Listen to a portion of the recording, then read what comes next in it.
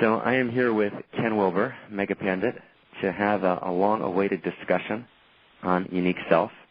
Ken, you and I have been talking about this on and off, intermittently and at times intensely, I think since 2004 or something like that, somewhere a little bit after the first Integral Spiritual Center.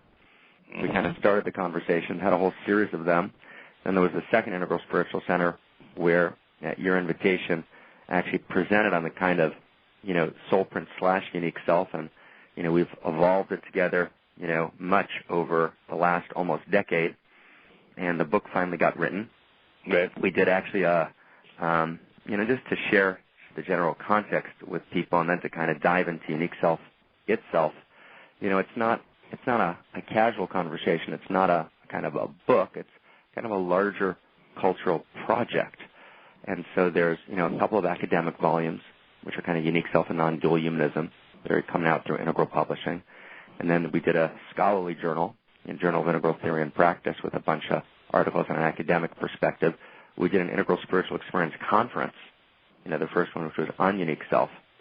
And this all really emerges from really, and Ken, I'll talk about you in the third person for a second, from Ken's vision of the Integral Spiritual Center, in which different people who were lineage holders would come with, the particular places where their lineages had something, excelled, had some really particularly gorgeous, insight, and then in meeting with the integral framework, in a kind of psychoactive way, would, emerge those ideas. And I think really one of the primary emergence, from that period is what we called, in the Integral Journal of Integral Theory and Practice, the evolutionary emergence of unique self, a new chapter in integral theory, which really emerges from this conversation over the years. And of course, there's been many other people who participated, but at the core, it's the meeting of the unfolding of this lineage, my own first person, engagement with it and thinking about it and writing about it for 20 years, and our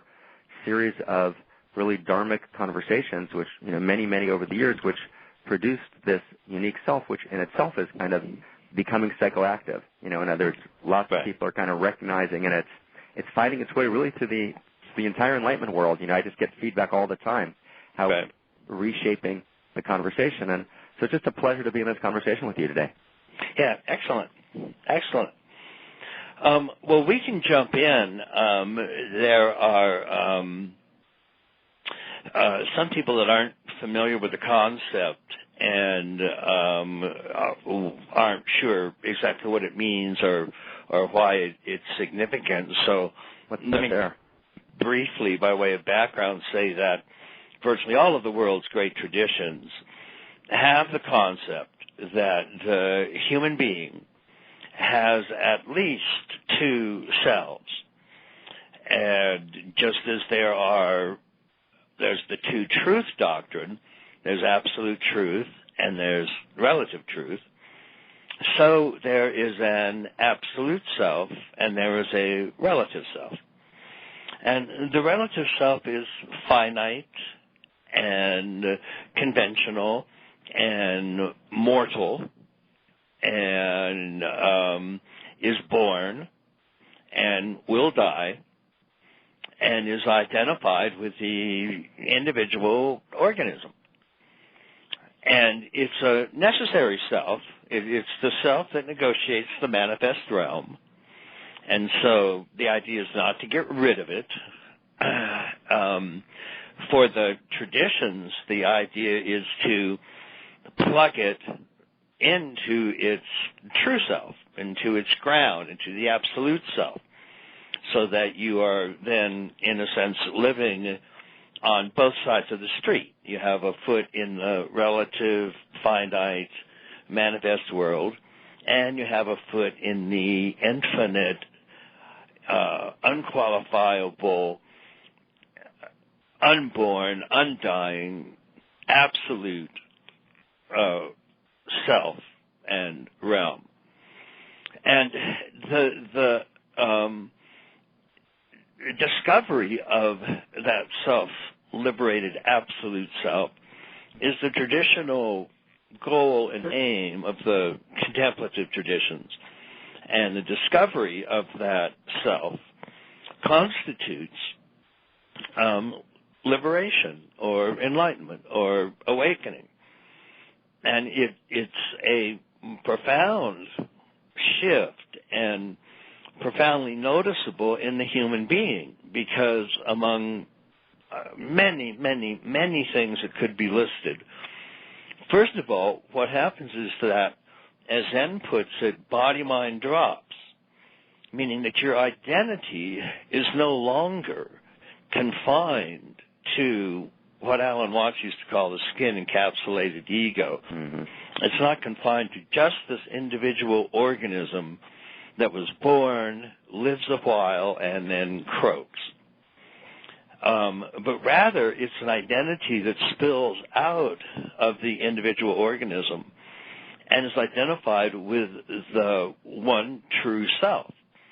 And there is just one true self, and it's the self not only of every sentient being, of every individual, the self of every worm, deer, gorilla, chimpanzee, and human.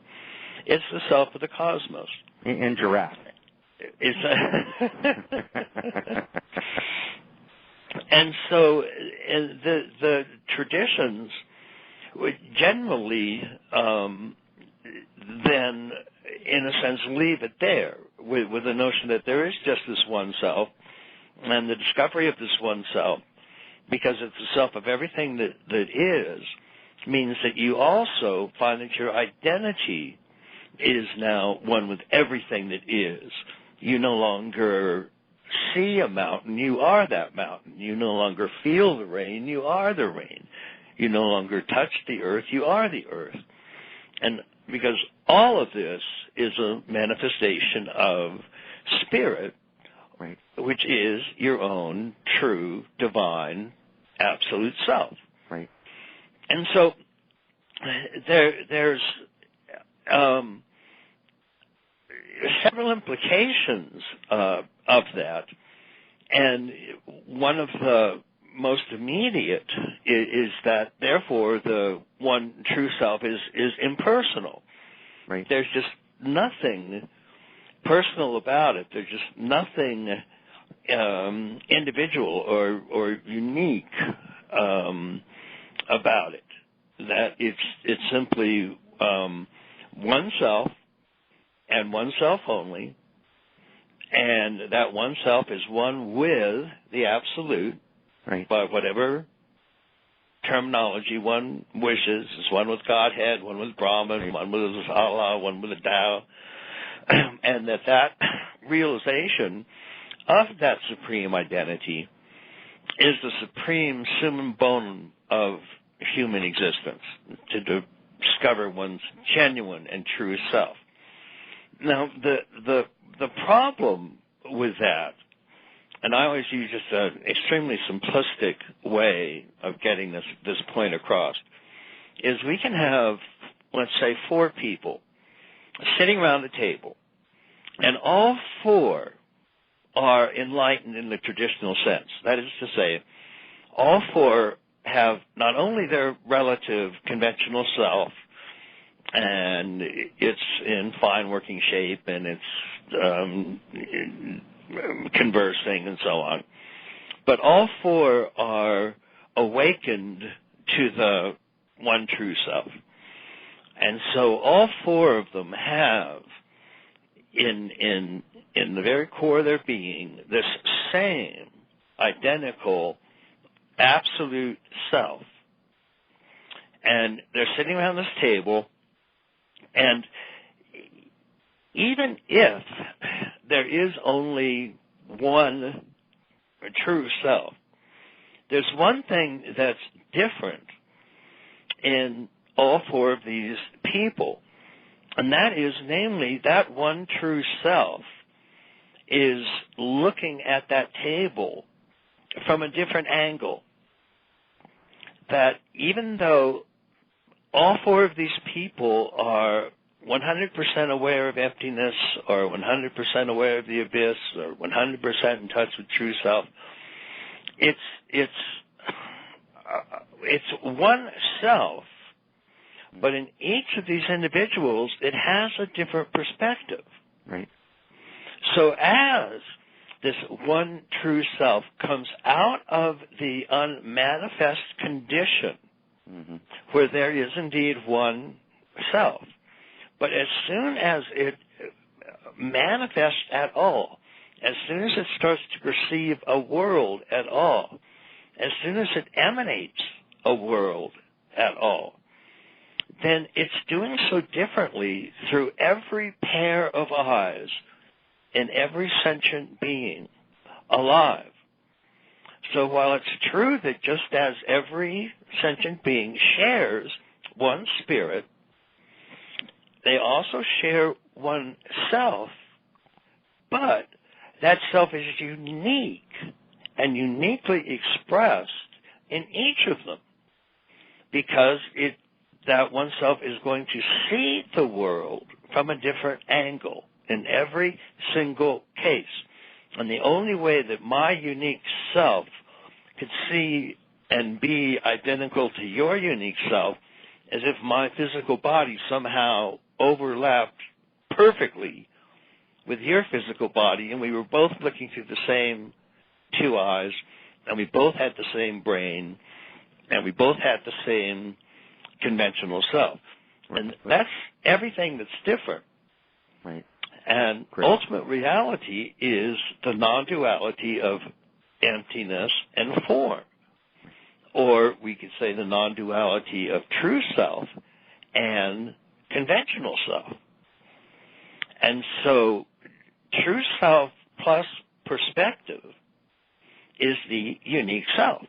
Right. Every individual is going to have that combination, is going to have that non-duality that includes both a true self and a conventional self, and that gives to the true self in every individual a unique flavoring, a unique a dimension of it is unique and is to be found in no other human being or no other sentient being at all.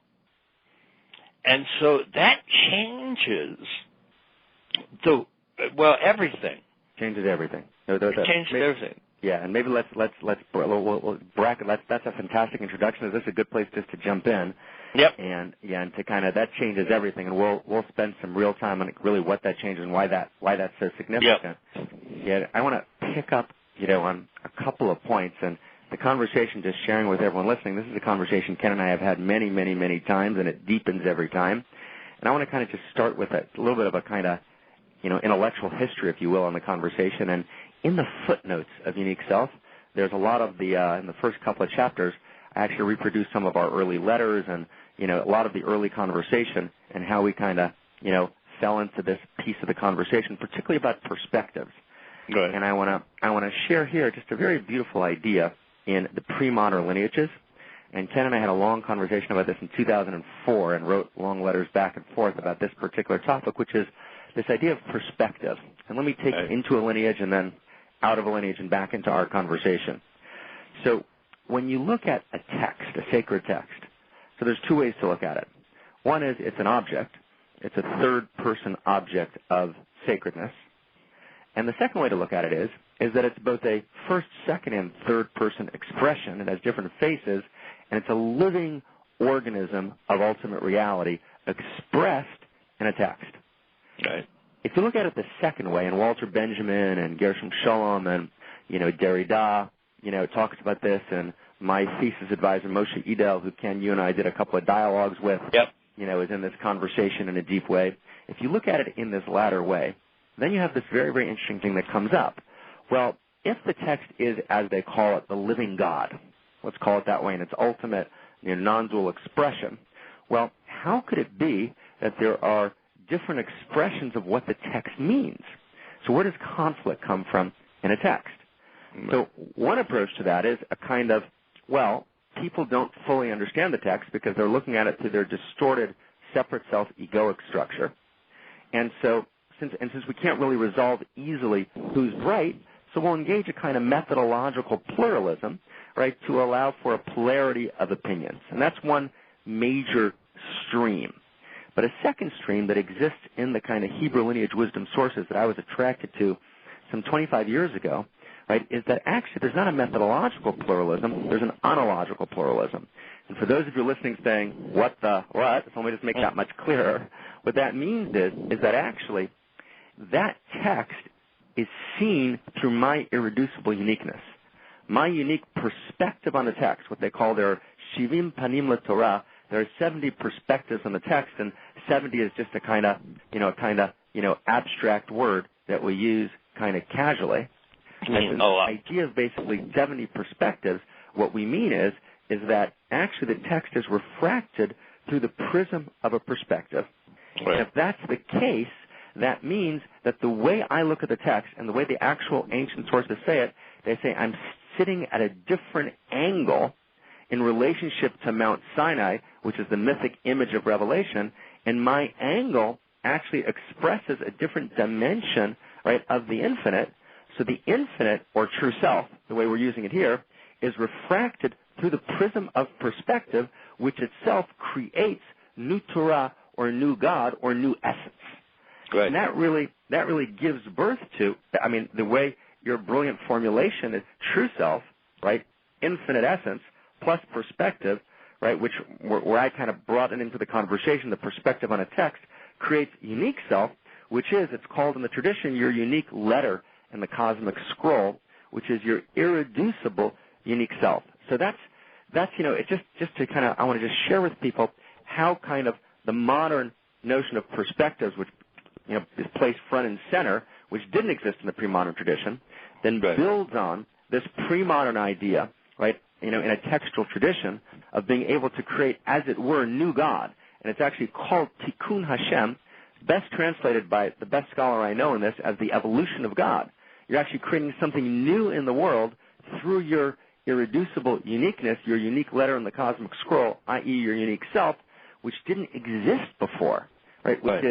Which is not only fascinating, but changes everything. It's empowering in a kind of radical degree because, when you want to know why to get up in the morning, right, your existential crisis is actually solved.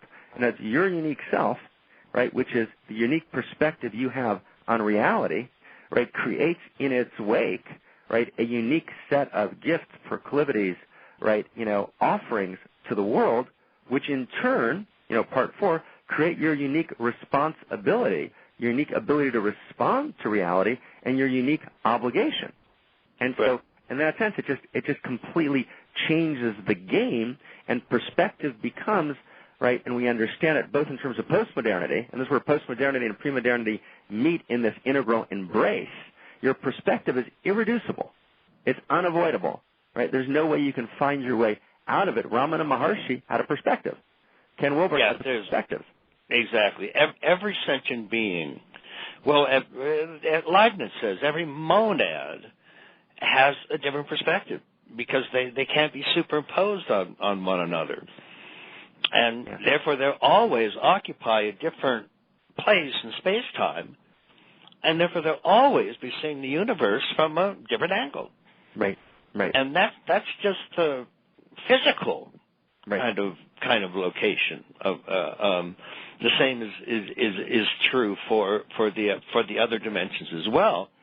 But one of the important, in a sense, shifts to some degree is that in many cases in the pre-modern traditions, where you find something like an emphasis on each person is a different letter in the overall alphabet, the divine alphabet. We have to be careful about that because we want to avoid pantheism. That's right. Which is that just the sum total of the alphabet is spirit, and you are simply one slice of spirit. And that's just not true. You are still 100% spirit. You're all of spirit. Every single sentient being, every point of manifestation is still 100% spirit. And so it's still 100% spirit. It's still one spirit. It's still one true self, but it's looking through a different perspective, and therefore is seeing as manifesting, as bringing forth different aspects of the manifest realm. And in that sense, different aspects of Spirit's glory and different ornaments of Spirit's own wonder, manifest creativity. Right. But it's still a 100% identity. And it's not a pantheistic, you have a different perspective because you're just a different slice of the cosmic pie. No, right. You have a different perspective because you are 100% of the cosmic pie, and you're occupying a different location in the manifold world, and therefore you're seeing that from a different angle. And that's precisely what we call unique self and why we distinguish between unique self and soul. Because exactly. Soul, right. Soul is basically a spiritual expression of separate self. So you're a separate self. Right? That's right. You're a slice, and as a separate self, you have the spiritual dimension, which is called your soul. Now, that's a very beautiful theistic conception, but it emerges from a theism which basically views the world, if I could kind of make it in graphic terms, Ken, let's say two separate circles, which now have to relate to each other. And so religion becomes, what is the line of connection, the trajectory between those two separate circles? Unique self, it emerges from a completely different image, right? The image is there's one